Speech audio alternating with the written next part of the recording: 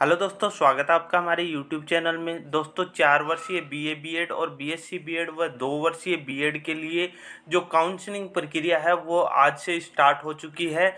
तो आज के वीडियो में हम देखने वाले हैं कि आपकी काउंसलिंग है वो कब से कब तक रहने वाली है। इसके अलावा मैंने बता दिया था कि काउंसलिंग में कौन हिस्सा ले सकता है, तो उसके बारे में मैंने ऑलरेडी वीडियो बना दिया था कि कट ऑफ कितनी क्या रह सकती है। तो उस वीडियो के अगर आपने नहीं देखा है तो उसका लिंक आपको डिस्क्रिप्शन में मिल जाएगा, वहां जाके आप देख सकते हो।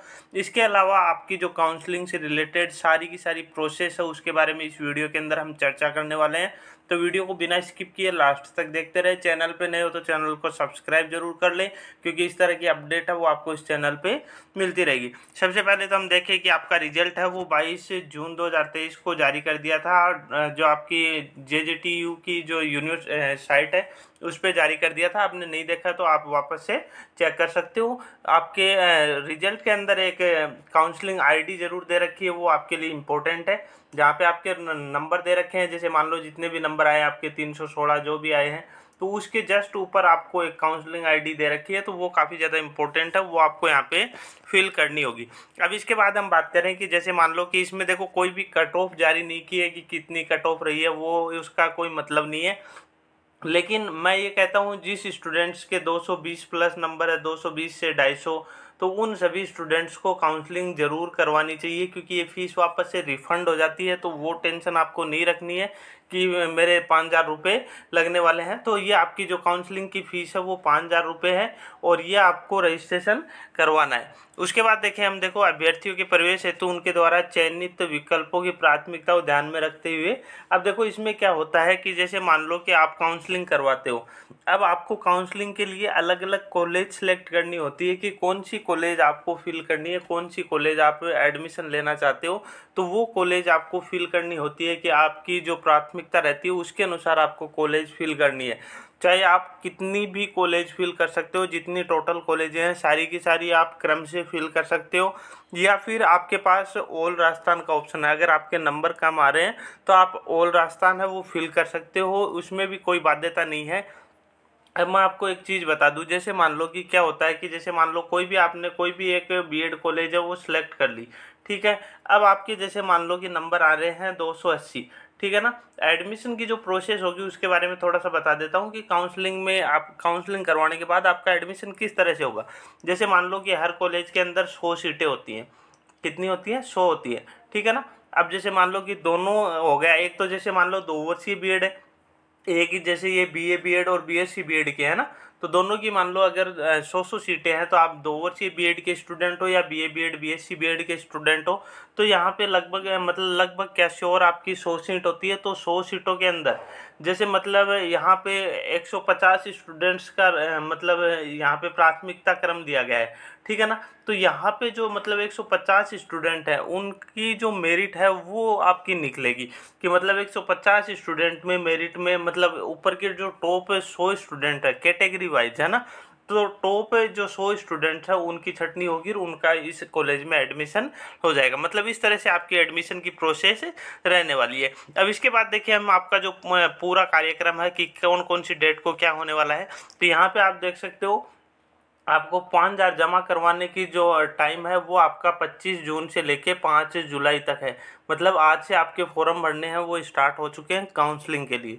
उसके बाद देखो महाविद्यालय चयन हेतु ऑनलाइन विकल्प भरना, अब मतलब ये आपके मतलब 5,000 रुपये जमा कराने के बाद होगा। तो ये 1 जुलाई से लेके 8 जुलाई तक आप कर सकते हो।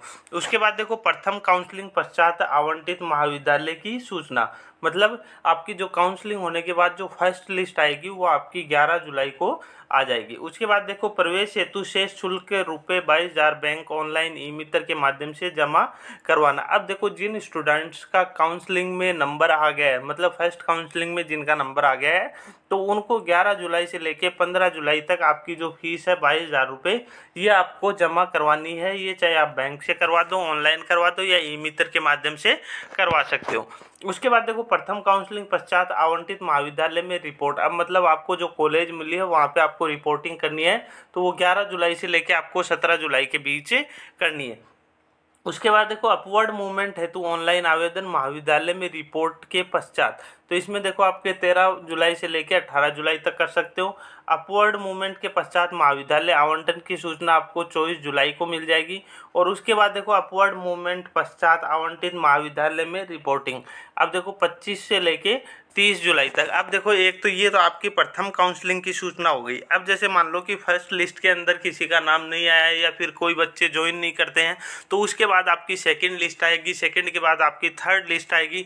तो इस तरह से मतलब लगभग आपकी 3 लिस्टें आती हैं, उनमें अगर मतलब जिस बच्चे का चयन हो गया तो वो आप बीएड कर सकते हो। इसके बाद देखो यहाँ पे और थोड़ा बहुत कुछ दे रखा हो, तो इसमें जैसे मतलब कैटेगरी वाइज हो गया। और एक चीज़ ये आपको ध्यान रखना है कि आपको कॉलेज जो चूज करनी है उसमें आपको कोई भी जल्दबाजी नहीं करनी है, आपको एकदम से सावधानी से करना है, क्योंकि एक बार आपकी कॉलेज का चयन हो गया तो उसके बाद आपको दोबारा से चेंज करने का मौका नहीं मिलेगा। अब देखो अभ्यर्थियों को महाविद्यालय आवंटित नहीं होने पर 200 रुपये कटौती करके 4800 रुपये फीस रिफंड हो जाएंगे। मतलब आपकी जो 5000 रुपये आप जमा करवाते हो तो उसका 200 रुपये आपका फीस कटौती होगी, 4800 रुपये आपके रिफंड हो जाएंगे।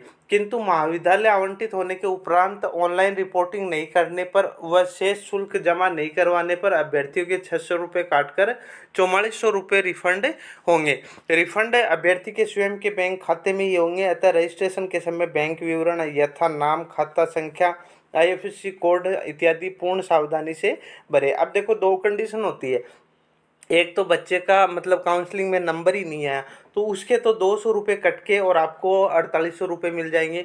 और एक जैसे मान लो कि नंबर तो आ गया लेकिन आपकी जो 22000 रुपये फीस है वो आपने नहीं जमा करवाई, तो आपकी 600 रुपये कटौती करके और 4400 रुपये आपके अकाउंट में वापस से आ जाएंगे। इसके बाद हम देखो मतलब ये 22000 रुपये आपको फीस जमा करवानी है। उसके बाद अपवर्ड मूवमेंट का सिस्टम हो गया।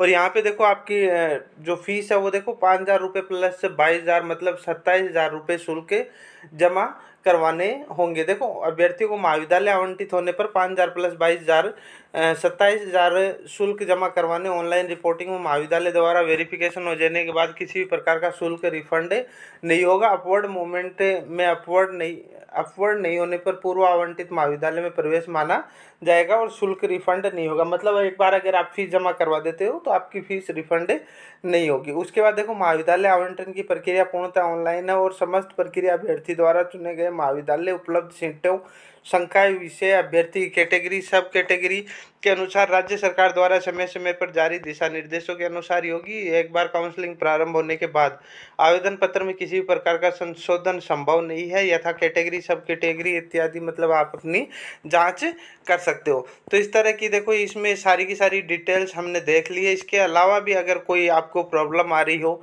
मतलब आपके जैसे मान लो कि अब कई बार क्या होता है कि डॉक्यूमेंट्स की बात करें, हम डॉक्यूमेंट्स के बारे में हमने चर्चा नहीं की है, तो डॉक्यूमेंट्स की बात करें तो देखो सबसे पहले तो आपका जो PTT का रिजल्ट है ये आपका ज़रूरी होता है। इसके बाद आपका जैसे मतलब 10th की मार्कशीट होगी, 12th की मार्कशीट हो गई।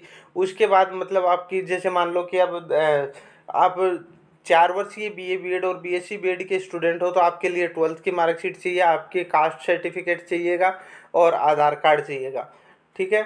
उसके बाद अगर हम बात करें कि जो 2 वर्षीय BEd के जितने भी स्टूडेंट हैं तो उनके लिए 10th 12th, उसके बाद ग्रेजुएशन की या फिर जिसने पोस्ट ग्रेजुएशन के बाद मतलब अगर BEd करना चाहे तो PG की जो भी मार्कशीट है वो, उसके बाद आपकी PTT की और कास्ट सर्टिफिकेट और आधार कार्ड, मतलब ये ज़रूरी डॉक्यूमेंट्स है, ये आपको मतलब ये मित्र पे साथ लेके जाने हैं। इसके अलावा और कोई डॉक्यूमेंट्स की ज़रूरत आपको नहीं पड़ने वाली है। तो इस तरह की ये अपडेट थी, मिलते हैं नेक्स्ट अपडेट के साथ, तब तक के लिए धन्यवाद।